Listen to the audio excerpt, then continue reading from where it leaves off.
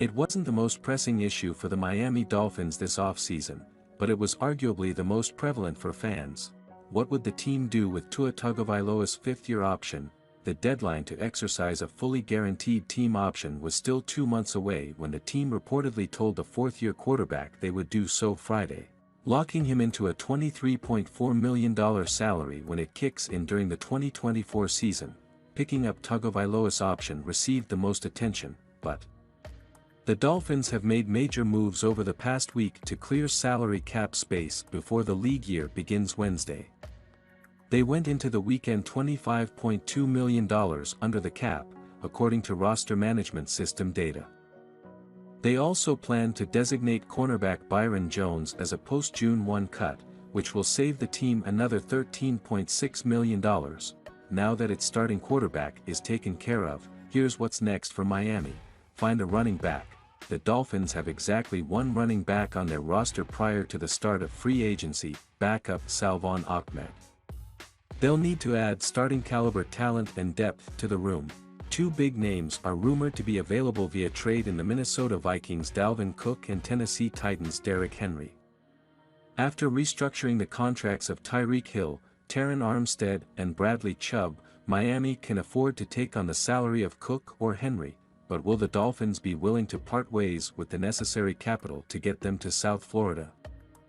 The San Francisco 49ers traded a second-round draft pick, a third-round pick and 2 fourth-round picks to the Carolina Panthers for Christian McCaffrey in 2022, so expect Cook or Henry to fetch similar compensation.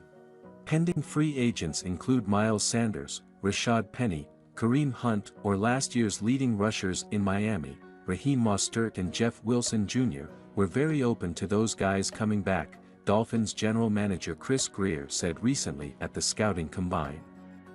Obviously, they're free agents, and that'll play a part of it, but we'd be very excited to have them back. Extend DT Christian Wilkins. He's not a free agent, but Wilkins is entering the final year of his rookie deal and was arguably the Dolphins' best defender last season. The former number 13 overall pick set career highs in tackles and tackles for a loss last season, and Miami wants him in South Florida long-term. Christian, ever since we drafted him, has done nothing but get better each year.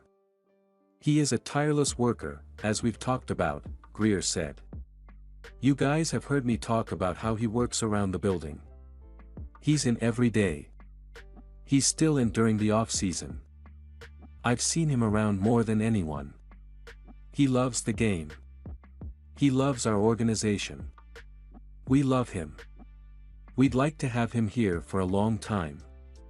Spotrac lists his market value at $61.3 million over 4 years, but don't be surprised if the Dolphins exceed that amount with their homegrown star and captain, make one big splash. It'll be another season before Miami has to shell out big money to Tagovailoa if they agree to a long-term extension after the 2023 season.